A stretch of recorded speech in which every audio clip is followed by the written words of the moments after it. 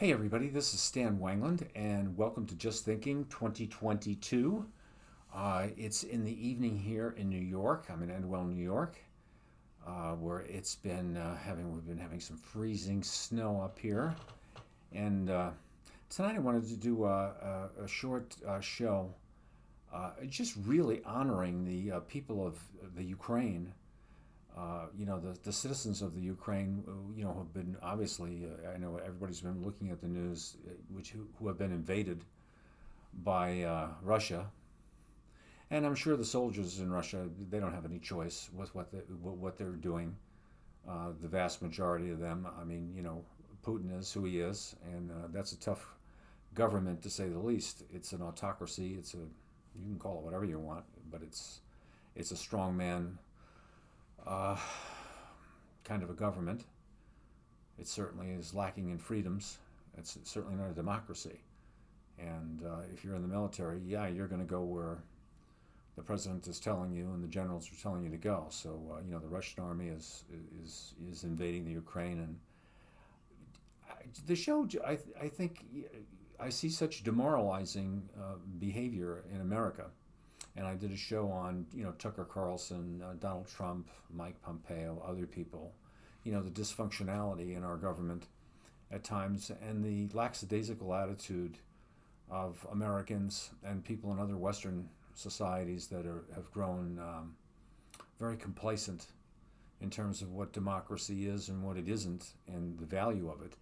And then if you come from Eastern Europe or other countries around the world, it's no friggin' joke to these people, because they've lived under all those systems in their lifetime. They've had the Germans roll in World War One or World War Two, the Tsar, and for years on end, and then they've been part of the USSR, under Khrushchev and Gorbachev and all the other people that were there, and it's a tough life. And when you get some sense of democracy, you really value this stuff.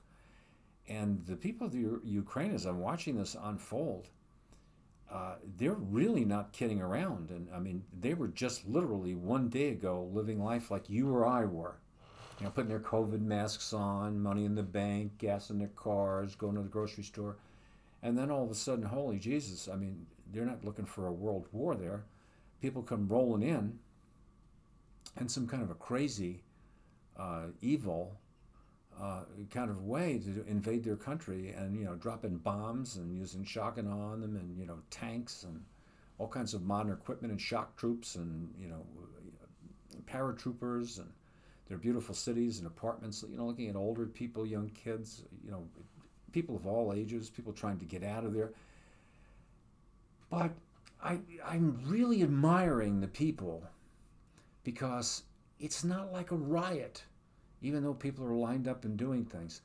I have to really say, God bless the people of the Ukraine for their high moral compass on this one. They really understand what democracy is and what they have to lose.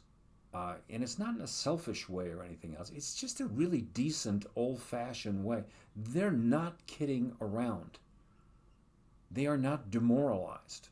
They might be frightened or confused or all of the things that the psychological games that the military's playing and everything else like that. Like anybody.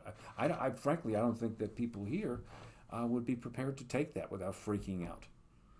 Hopefully they would, but who knows? And hopefully you'll never find out. But those people, God bless them. The courage that they're showing. Again, I'm picturing sitting in my office doing these shows, collecting my pension, going to the store, playing with my dog, and all of a sudden, tanks from another country were rolling down the street. Amazing. We should all stand by and admire, as well as support and help those people. Any people that want to be free.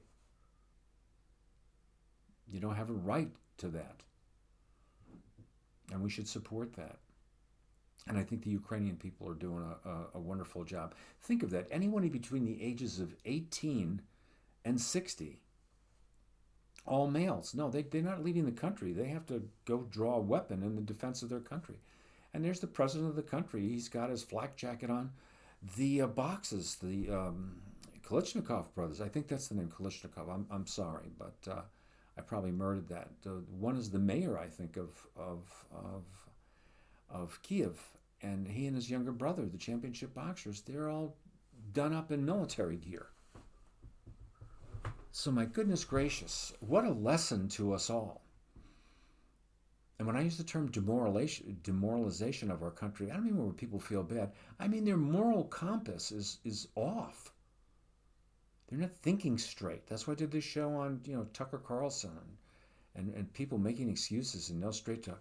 These people here, the deal is for real. Make Molotov cocktails because we're going to get overrun and we want you, throwing them out, and we want you to be a resistance fighter and so on and so forth. That's serious stuff. It's like in World War II with the French resistance. The country capitulated, but they had the resistance there. I mean, they really endured some hardships and some terrible things, that happened to anybody in the resistance. But the Ukrainian people, man, God bless them, and they're a lesson for us in democracy. And I know that they're going to persevere in the long term. They're going to cost. Putin is not going to win this game in the long term, and I'm going to do another show on that. And that isn't wishful thinking. And that ties into my second thing, and then I will end this because people are, they've heard all kinds of stuff with this, and things are evolving. The other wonderful moral thing, oddly enough, is with the country of the people invading, is with the people protesting this. And I think it's very important that we separate the leaders of countries from the average citizen. And, a toast to the Russian protesters and to the people from the Ukraine. I'm being dead serious to you. God bless you both. I'm so proud of you. And you're such a role model for life in general on how to face really important issues. Getting into the people from Russia, can you imagine? People here in our country become traumatized when we get a traffic ticket or we have to report, I'm sorry, my little dog came in the office here, or somebody, you have to report to the police, or something like that. You have to go to the police station. You freak out. Can you imagine getting shagged by the secret police in Russia with Putin being the former head of the KGB, and what happens there, where people are being poisoned and they're giving all kinds of, they get the living daylights beat out of them and they're starved. Or look at the sentence he gave the one guy who opposed him for presidency. He's just tacked on another 15 years. 15 years. This is a country that specializes in sending you out to Siberia, or you're never heard of again. And political prisoners get it different than a regular prisoner. They get an even harder time. Think of the hard bark, the moral compass that it takes for somebody in the Soviet Union or Russia. I'm dating myself, my old habits. Picture the courage that you have to have, the internal fortitude, the sense of right and wrong, to do that in a country like that with a leader like him. My goodness gracious. What brave people. You are really, that's a hackneyed expression, but you are really in my thoughts and prayers for your courage. And again, what a role model. And we should be ashamed of ourselves for the stuff that we see in our country and that we tolerate. No matter what we say or do, nobody's going to take us and beat the living bejesus out of us, and ship us away for 1,000,000 years someplace. Yet in these places, people have, even in places that aren't democratic, they're looking for the right thing, and they're seeing reality the way that it is, and they're saying, this is wrong. And they have the courage of their convictions. It's a good lesson. Stand with the Ukraine. Stand with the people of Russia, the good people of Russia. I'm sure they're no different than you or I or the people of the Ukraine. They want the same things. They want a good life. They want their families to thrive. They want their country to do well. You know, there's more things that we have in common than the differences that we have.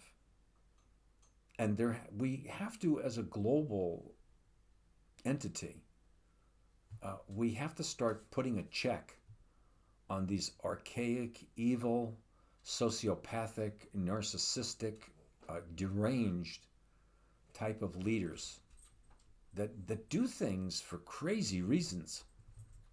And we have to stop following them, stop electing them, stop allowing those kinds of things to happen. And that's what I'm thinking.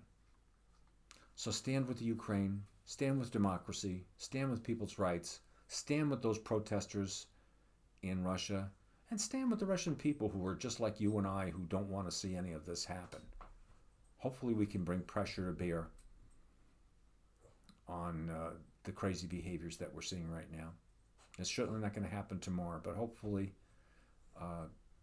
in every crisis there's an opportunity. There's an opportunity here, hopefully. Well, that's it, and I'll catch you on the next episode. Bye-bye now.